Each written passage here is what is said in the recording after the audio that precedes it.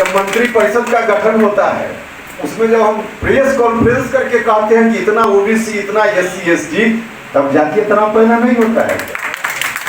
मतलब आपको लाभ लेना है तो खुलकर लीजिए, और लोगों को लाभ देना है तो अब जातीय तनाव पैदा होता है। भैया जातीय तनाव पैदा अगर फिर थोड़ी देर के लिए उसको सच भी मान लिया जाए तो जात की गणना करने से जातीय तनाव, धर्म की गणना करने से धार्मिक तनाव पैदा नहीं हुआ है। तो क्यों धर्म की गणना करते हैं? जातीय तनाव अगर जात की गणना करने से तो धर्म की गणना करने से धार्मिक, इसका मतलब कहीं ना कहीं फिर यह भी अर्थ लगाया जा सकता है कि आप चाहते हैं कि धार्मिक तनाव रहे, चाहते हैं कि धार्मिक तनाव रहे, या तनाव समाज में नहीं रहना चाहिए, किसी तरह का तनाव नहीं रहना। लेकिन जो लोग कहते हैं जातीय तनाव, उनका गलत है, मन में बेईमानी है, इसलिए इस तरह की बात होती है। मन में बेईमानी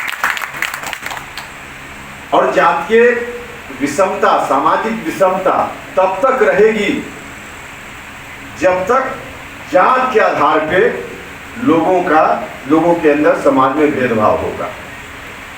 और समाज में भेदभाव न हो, सब लोग एक तरह से रहे, सब लोग के जीने का साधन, अवसर एक तरह का मिले, उसके लिए जरूरी है कि आंकड़ा सही।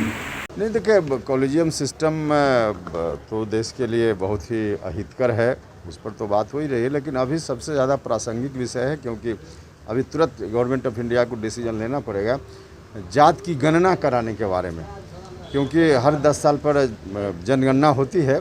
और भारत सरकार की ओर से पहले कहा भी गया था कि 2021 की जो गणना होगी, जनगणना होगी, उसमें हम जात की भी गणना कराएंगे, कास्ट सेंसस कराएंगे।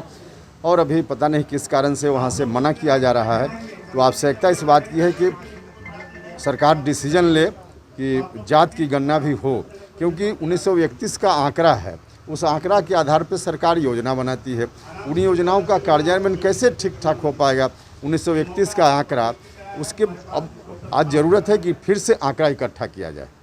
सर, लेकिन कई नेता हैं जो कह रहे हैं कि जातीय जनगणना से जातीय उन्माद फैलेगा, तो इसको लेकर भी कई लोग। देखिए, इसमें एक तो जात की गणना आज भी हो रही है। जात की गणना सिर्फ SC ST की होती है, बाकी की नहीं होती है। तो SC ST की गणना यदि जात के आधार पे हो रही है तो कहाँ उसके कारण कोई जातीय तनाव या उन्माद फैलता है? नहीं फैलता है ना। या फिर धर्म के आधार पे गणना होती है, तो धर्म के आधार पे गणना हो रही है।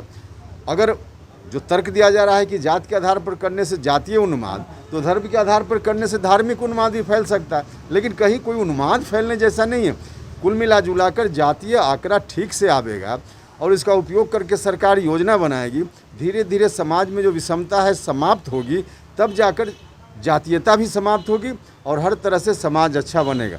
तो कुल मिला जुलाकर जातीय उन्माद जो आज कहीं कहीं दिखता है, इसको समाप्त करने के लिए जातीय आंकड़ा जरूरी है, न कि इससे और बढ़ेगा। लाइव बिहार YouTube पर सब्सक्राइब और Facebook पर लाइक जरूर करें।